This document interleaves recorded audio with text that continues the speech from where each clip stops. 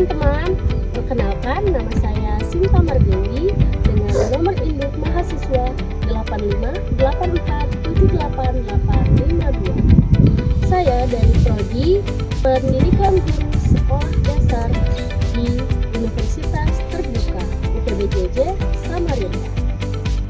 Tujuan praktikum mengenai ciri-ciri makhluk hidup yaitu untuk mengamati ciri-ciri makhluk hidup yang ada di sekitar tempat tinggal.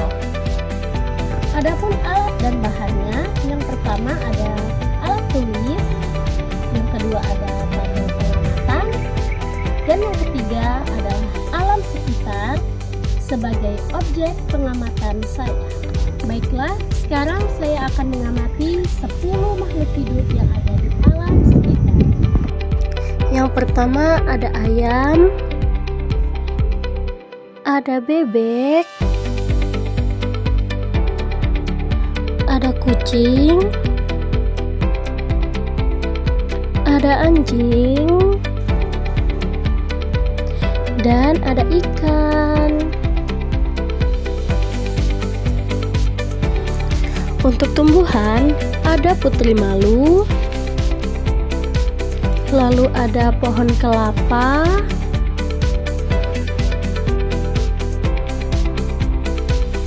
bunga hias sepatu filium, bunga kaktus, dan pohon bakau.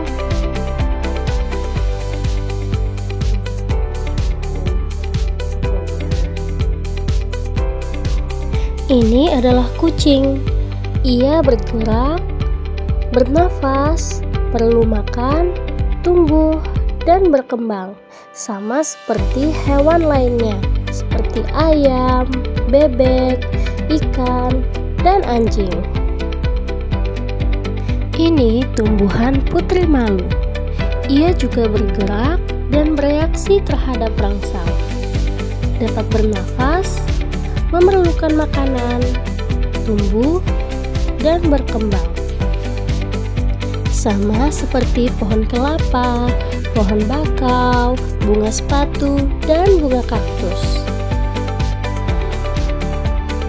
Berdasarkan pengamatan kali ini, didapatkan hasil pengamatan sebagai berikut.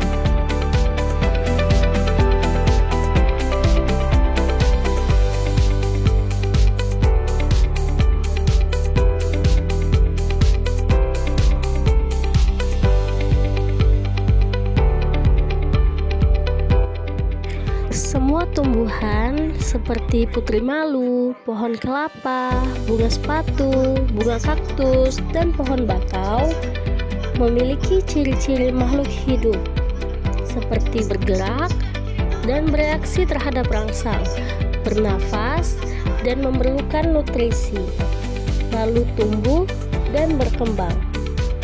Meskipun berbeda dengan hewan, tumbuhan juga memiliki aktivitas biologis yang sama, tapi dengan cara yang khas.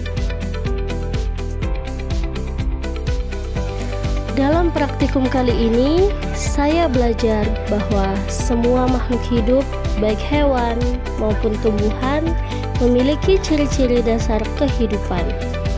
Cara mereka menampakkan cirinya memang berbeda, tapi semuanya saling terhubung dengan lingkungan sekitar. Kali ini saya akan melakukan praktikum IPA mengenai gerak pada tumbuhan. Yang pertama ada gerak seismonasti, yang kedua ada gerak liktinasti, dan yang ketiga ada gerak geotropisme negatif. Selamat menyaksikan.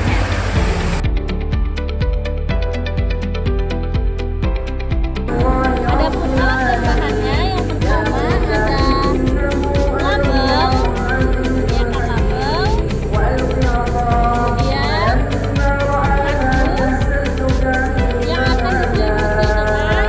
kain hitam,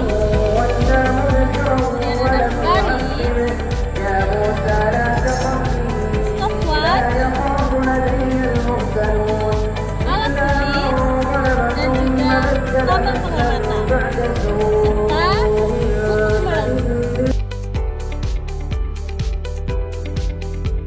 Apa itu gerak seismonasti?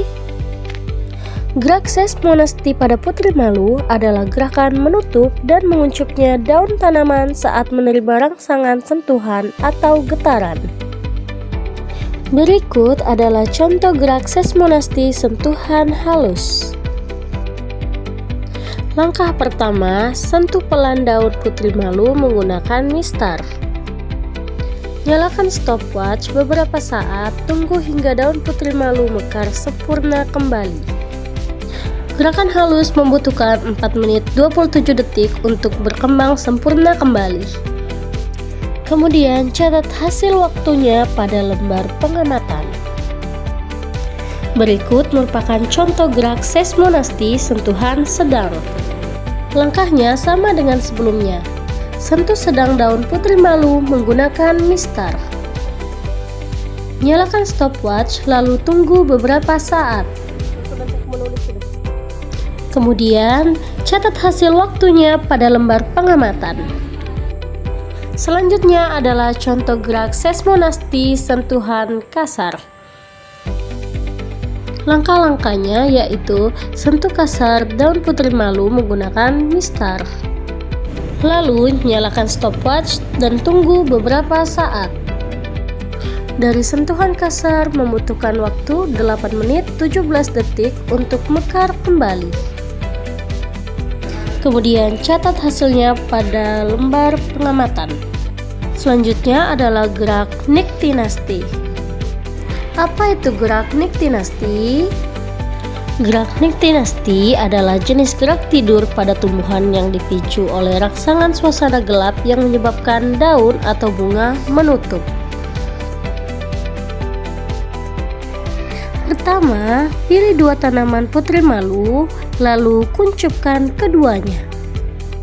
Beri label, kemudian tutup satu bagian menggunakan kardus yang telah diselimuti oleh kain hitam dan biarkan bagian satunya terkena sinar matahari.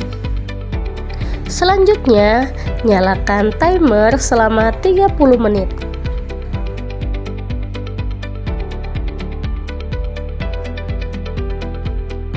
Tunggu hingga waktunya habis dan amati hasilnya.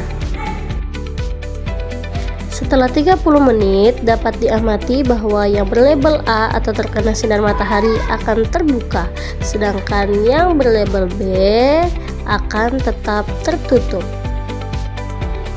Langkah terakhir yaitu mencatat hasil pengamatan. Adapun alat dan bahan untuk gerak geotropisme negatif menggunakan kacang merah. Yang pertama ada tanah yang subur, kemudian ada kacang merah, air secukupnya,